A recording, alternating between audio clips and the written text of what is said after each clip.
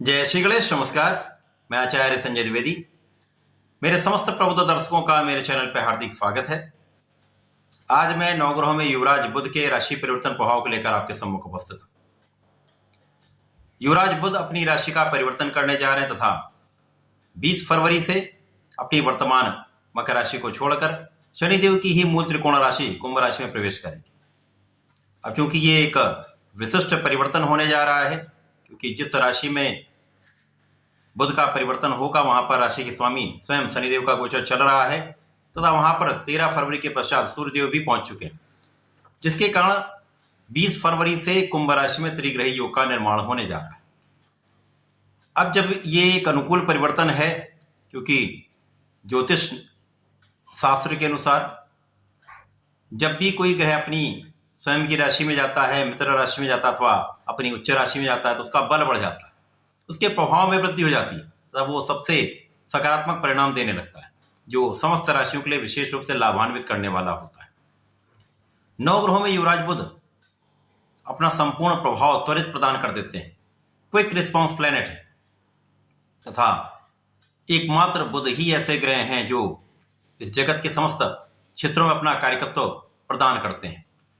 बुध के बिना कोई कार्य क्षेत्र संभव ही नहीं, चाहे वो कला जगत का कोई कार्य हो, लेखन से संबंधित कार्य हो, वाणी से संबंधित कार्य हो, बुद्धि ज्ञान से संबंधित कार्य हो, शिक्षा का कार्य हो, गणनाओं का कार्य हो, मैथ स्टैटिस्टिक्स का कार्य हो, रिसर्च वर्क हो, किसी प्रकार का कोई भी व्यापार बुध के कार्यकर्तृत्व में आता है।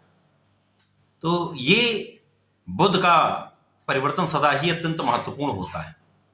अब जब ये एक अनुकूल भाव में है तो विशेष रूप से कुछ बड़े योग भी बन रहे हैं। यहाँ पर बुधादित्य योग का निर्माण होगा, शनि और बुध का विशेष योग बन रहा है, परंतु ये अलग अलग राशियों के लिए अलग अलग भाव में बनेगा, अलग अलग स्थानों पे बनेगा, उसी के अनुसार ही परिणाम की प्राप्ति होती है। जब किसी अच्छे भाव में कोई भी राजयोग बनता है, चाहे वो छोटा राजयोग हो, तो वो अच्छा परिणाम प्राप्त कराता है, परंतु यदि नकारात्मक भाव में अथवा त्रिक भाव में कोई बड़ा राजयोग भी बन जाए तो उतना लाभ नहीं देता है। आज मैं मीन राशि के लिए बुध के राशि परिवर्तन का क्या प्रभाव मिलने वाला है, किस प्रकार के लाभ मिल सकते हैं, कौन सा भाव प्रबल होगा, कहां कितना लाभ ले पाएंगे, कहां पर समस्या आ सकती है, उसका क्या निराकरण, संपूर्ण विश्लेषण मैं पूर्ण तरीके के साथ करने जा रहा हूं। प्रिय दर्शकों, ये राशिफल आपके चंद्र राशि पर आधारित है, अर्थात आपकी जन्म कुंडली में यदि 12 नंबर में चंद्रमा है तो आपकी मीन राशि। मीन राशि के लिए बुध का परिवर्तन अत्यंत महत्वपूर्ण है, क्योंकि यहां पर यदि स्थितियों का अवलोकन करें तो मीन राशि के लिए बुध 2 केंद्र के स्वामी, चतुर्थ तथा सप्तम के स्वामी हैं, सुख भाव के स्वामी तथा सप्तम के स्वामी होकर इनका गोचर त्रिक भाव द्वादश भाव में होने जा रहा है। अब द्वादश भाव व्यय का भाव है, डिप्रिसिएशन का भाव है, जहां पर समस्त ग्रहों का प्रभाव निर्बल भी होता है तथा उनके कार्यकत्व के भाव में निर्बलता आती है। तो जिस कारक भाव के स्वामी है उस कारक भाव में निर्बलता आ जाएगी तो कहीं ना कहीं एक समस्या का कारण बन जाता है। यद्यपि यहां पर व्यय भाव के स्वामी शनिदेव गोचर कर रहे हैं, वहां पर षष्टम के स्वामी सूर्यदेव भी होंगे, तो कहीं ना कहीं कुछ स्थितियां अच्छी भी हैं, परंतु समस्या तो यहां पर कुछ ना कुछ रहने वाली। जब द्वादश भाव में त्रिग्रही योग का निर्माण होगा तो कुछ ना कुछ व्यय में वृद्धि होती है, कुछ अपव्यय भी होते हैं। अपव्यय का अर्थ यह है कि आपका अनवांटेड एक्सपेंस होता है, आप बिना कारण खर्च कर देते हैं, तो यहां पर आपको नियंत्रण करना होगा। इसी के साथ बुध वाणी के भी स्वामी, तो वाणी के भाव में कहीं ना कहीं कठोरता आ सकती है। वाणी पर संपूर्ण नियंत्रण आपको करना ही होगा, क्योंकि यहाँ पर शनिदेव भी हैं, सूर्य भी हैं, तो यहाँ पर इसका प्रभाव वाणी को कठोर कर देता है। तो वाणी पर संयम निश्चित रूप से आपको करना पड़ेगा। अब चूंकि सुख भाव के स्वामी हैं, सप्तम के स्वामी होकर द्वादश भाव में होंगे, तो यहाँ पर जीवन साथी के साथ सामंजस्य में कुछ कमी होती है, आपसी संबंधों में निर्बलता आती है। यहाँ पर साझेदारी के भाव में यदि आप विदेशी व्यापार से संबंधित हैं तो यहाँ पर लाभ मिलेगा, परंतु वैसे साझेदारी में कुछ ना कुछ अवरोध अथवा समस्या आ सकती है। अब चूंकि सुख भाव तथा सप्तम के स्वामी होकर द्वादश भाव में होंगे, तो यहाँ पर यदि आप प्रॉपर्टी परचेज करना चाह रहे हैं, भूमि भवन वाहन का आप उपार्जन करना चाह रहे हैं, क्रय करना चाह रहे हैं, तो यहाँ पर कुछ अवरोध आ सकता है, अथवा बिना कारण से यहाँ पर आपके व्यय में वृद्धि हो सकती है। यहाँ पर सुखों के होते हुए भी सुखों का उतना आप लाभ नहीं ले पाते। यद्यपि यहाँ पर आपकी लग्न अत्यंत प्रबल है, गुरुदेव बृहस्पति लग्न के स्वामी होकर द्वितीय भाव में अत्यंत प्रबल अवस्था में है, तो बहुत कुछ स्थितियां कष्टदायी नहीं है, परंतु यहाँ पर धन का आगमन तो होगा, परंतु धन का व्यय भी होगा, जिसके कारण संचय की स्थिति कम हो रही, आप बचत उतनी नहीं कर पाए। यहाँ पर माता के स्वास्थ्य में कुछ समस्या हो सकती है, उनका ध्यान आपको रखना चाहिए। जो लोग राजनीति से संबंध रखते हैं, यहाँ पर आपको बहुत सोच विचार कर अपने कार्य को संपादित करना चाहिए।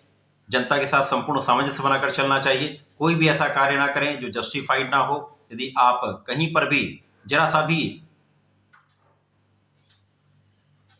अन्याय के साथ आप चले, अधर्म के साथ आप चले, तो यहां पर निश्चित रूप से समस्या आ सकती है।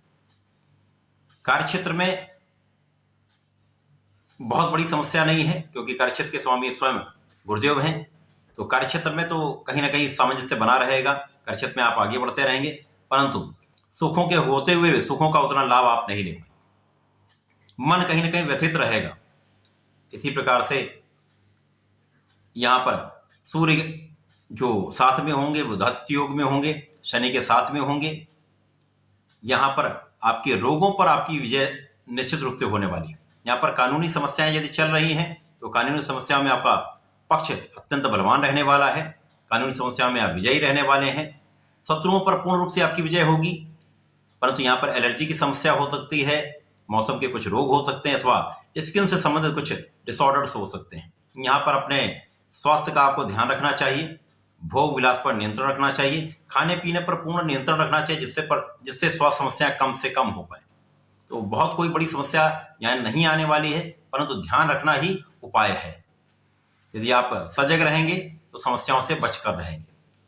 तो बुध का ये राशि परिवर्तन मीन राशि के जातकों के लिए अत्यंत श्रेष्ठ फलदायी नहीं है। कुछ लाभ अवश्य मिलेंगे, कार्यक्षेत्र निरंतर चलता रहेगा, परंतु जो समस्याएं हैं उनका निराकरण भी आपको करना चाहिए।